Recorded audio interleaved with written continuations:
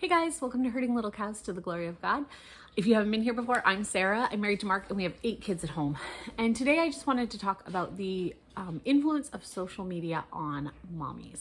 So I've been talking to a lot of people about this recently, and really the main thing I want to share is that when you see people like myself on YouTube, on Instagram, on Facebook, we are not sharing our whole lives. Different people have different comfort levels of what they share. And so some people might only share their kitchen. And you know what? They're going to keep their kitchen really clean for the videos, because when you have the rest of the house that you can get messy and you only need to keep that one spot clean, it's a lot easier to do that. But also, even like in a family of our, what we like to do, where we like to show you real life. We like to show you what happens. I am sitting here in the living room and we have a bunch of stuff piled on the desk over there. I'll show you. See all of that? And you're probably gonna hear kids come in and out during this video. We were sitting here doing school. Big sister had said, I'll take the kids outside when it's time to go play, because we have certain kids with some health issues that need a big person outside. So she offered to be the one to go outside with them. And I was just waiting for the 3-year-old to go down for nap to get everybody ready to go. So as soon as I knew he was asleep, I was like, okay guys, get your shoes on. So we still have this mess here in the living room, which we'll clean up later. And you'll hear kids come in and out because they're coming in for gloves and drinks and all that stuff. But there are things that I choose not to show you, or things that we don't show you. Like, I have never shown you a get ready with me routine because I don't want to show myself in my pajamas and the routine that I do in the morning. And that's fine. I don't have to share that with you. That's just my prerogative. There's nothing wrong with me not showing it, but you don't know that aspect of my life. You don't, I just realized I have food on me, probably from one of the children. You don't see most of my correction of the children, or even my training of the children, because every day as a family, we are sitting down and doing Bible study. That is shown in very small part on our videos. Like, I think most people would know that we do it, but don't see it happen on a regular basis. That's not what our videos include on most of it. You don't see when we have sibling squabbles in the background. Sometimes we stop the video because I have to deal with somebody and something that's going on. Sometimes with a baby, he's just not happy to be in the videos. You can see on the edge of the camera there, right up here, right, yeah, there we go, right up there. That's the edge where you can see people coming in and out. I am able to make these videos because I have a husband who is home full time. He is on disability, and he's here full time. I also have a 17-year-old daughter who is officially done with school, and so she helps me with a lot of stuff. And if I didn't have the two of them around, it would be very unwise in our family situation for me to be making these videos, because it would be taking time away from the rest of the family. But like I said, I'm sitting here, big sister's out with most of the kids, 3-year-old is napping, and daddy's playing with the baby. So that's how this video is getting done. There are people who are on social media, and I'm not saying it's right or wrong. I'm just saying that it happens. There are people who are on social media who have one room or something of that nature set up just to do videos in. It is very easy to keep a studio clean when you don't have children playing in there and you don't have, all the schoolwork piled up and all of that stuff. There are people on social media who have very, very clean houses, and they also have a housekeeper. So they aren't the one keeping their house totally clean. Our house would not be as clean as it is if it wasn't for my children picking up and helping with stuff, and my husband being home and helping with stuff. The reason that my home looks the way that it does is because of our family dynamic. There are people out there who have, like, for our family, if you see that we have like Domino's pizza for supper, it's usually because somebody else purchased it for us. It's one of those things that we as a family tend to use our money to buy things at the grocery store. But if grandma wants to bless us with pizza, we're going to have pizza. But another family might see that and be like, oh, look at all the money they have for pizza. Well, I don't actually have money that I'm putting out to spend for pizza, because for our family, that's not the choices we're making. But if someone just took a tidbit of our video and saw pizza, they could think, oh, that person has a lot of excess money that they're affording pizza. Different things. I'm going to pause for a second. Okay, so in saying that, it is not right or wrong for a person's family to buy pizza. But if I am basing my worth as a wife and mom on what I can do to look like this other family, that's where the problem is. And I think a lot of moms can easily fall into that watching social media. I've been able to be a stay-at-home mom the entire time that we've been married, except for the first couple months. I was working the first couple months of our marriage at McDonald's. It's when Mark first went out of work. We didn't know what was going on. It was what we did at the time. Other than that, I've been able to be home. It would be a very bad decision of mine to try to base my life to look like somebody, a social media influencer, who has a job outside of the home. That is not the circumstance I'm in. So I don't have to figure out where my kids are going to go for childcare or what they're going to do to keep busy while I'm working if I actually don't have a job. In the same way, I shouldn't feel that I can't get a shower in on a typical Monday morning because I'm home alone with a baby. Because I'm not home alone with a baby. I have a husband and other children who can watch a baby so that I can take the shower. So I don't need to base my life schedule on someone else's. But I also need to feel content in the place that God has placed me. And I think that watching social media and seeing people with bigger houses, nicer houses, better cars, a more like organized space, a more creative mind in doing homeschooling, we can easily think, I wish God had given me those things.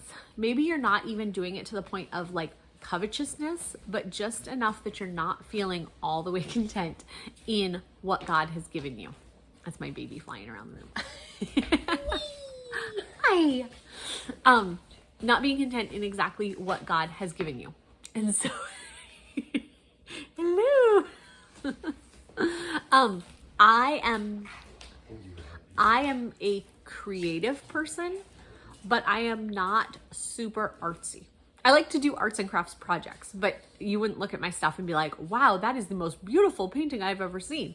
I just enjoy creating. There are people, I have a friend who is like super artistic and super creative, and her kids always have really fun homeschool projects.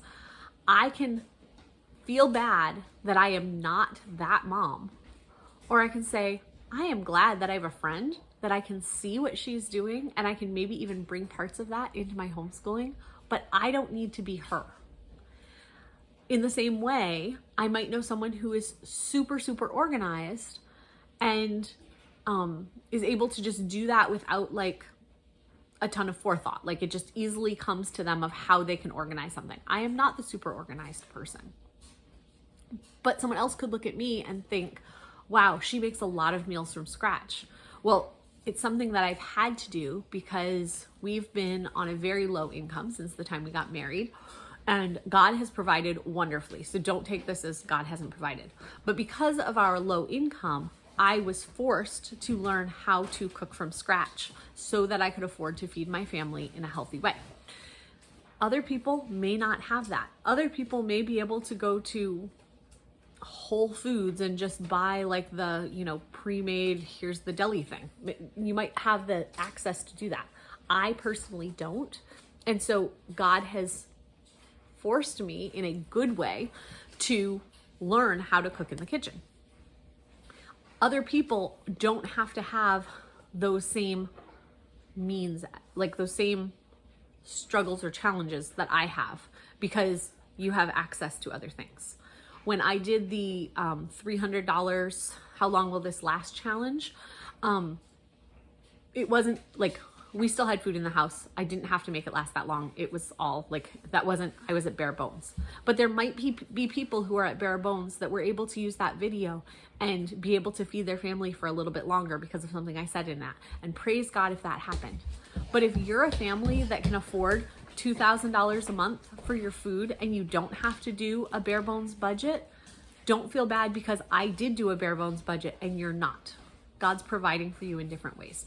So I guess this whole video is just to say, if things you're watching on social media are making you feel less than, or making you feel not content with what God has provided for your family at this time, it might be time to not watch those videos or not follow that person. I have at different times watched different people on Instagram, watched different people on Facebook, and sometimes I have to turn them off and say, this isn't for me right now, because like on our property, I can't have dairy cows. And so if I can watch someone who has dairy cows and it just makes me feel happy that I'm able to see the process of them having cows, great. If I start to watch those and I start to think, oh, if only I could afford milk, like around here right now, raw milk is like $12 a gallon for the best, like the cheapest raw milk I can find. If I start to get discontent that if I could only feed my family the $12 a gallon milk, then things would be better. That's not true. God is enough. God has provided your family with the things you need. This is not to say that if you really are in desperate situation to not talk to your church family and to not get the help you need, but just in the actual idea of like being content. I do not need designer clothes. I do not need brand new clothes. I have, I don't know, 5-ish outfits. That's what we keep for everybody in the family. And what? My husband's smiling at me. Like, you should buy I know, he's telling me I should buy stuff. But the thing is, we have a washing machine here at home, and we are able to easily keep up with the laundry that we have. And if I have more laundry, it's just more stuff to rotate through. What we have is great, and I'm able to go purchase clothes. But if I see somebody who has, oh, look at that new shirt. I really wish I could have a shirt like that. Oh, I'd be so much happier if I had a shirt like that. That's not true. Like, we shouldn't find our happiness in things. Yes, there are times that new clothes need to be purchased. If I only had one shirt, I would go buy another shirt. If I only had one shirt, I'd go buy multiple shirts. Actually, this shirt, which now has stuff on it right now, is a shirt that my husband just had me buy recently because I was getting less shirts and he told me to get more. So I probably have like 8 shirts now. Anyway, all of that to say, be content with what you have. And sometimes, I don't know, when we live in a culture where things are so accessible all the time and things are so disposable, we don't fix clothes to continue to wear. We just throw them away and go get more or donate them or whatever we're going to do. But like in our family, I really try to use clothes until they can't be used anymore. I don't want people to like always have holes in their pants and stuff. But if you have a 5-year-old boy and it's the middle of summer, there might be a reason to keep some pants with holes in the knee, because if they're going to go out and climb the trees, they're probably going to get some more holes in the knee. But then there's also times that the clothes are just too far gone, or they're threadbare. You've stitched it and it's just keeps coming apart. There's times to get rid of things, but basing your value on what you have is wrong. As a mom, you are called by God to be present for your children, to teach your children, and to train your children. And yes, you can feed them good meals. But if you have spent your day teaching your children, training your children, loving on your children, and for supper you did pasta and butter, it's okay. We shouldn't want to live in a state of just okay, but we need to make sure we look at what our priorities are and what are the priorities for our family in the circumstances that God has given us, not the priorities of someone we see on Facebook or Instagram or YouTube. Doing things my way isn't right. Doing things biblically is correct, and doing things biblically in what makes sense for your family in your circumstances at your time. So please don't watch people on Facebook or any of these things and feel like you need to be like them. You can take ideas, you can take suggestions, but make it your own so that you are doing biblically what God would want for your family right now. So I hope that was an encouragement and just a way to say it's okay to stop watching social media if it's being about problem to you. We'll see you guys next time on Herding Little Cows to the Glory of God.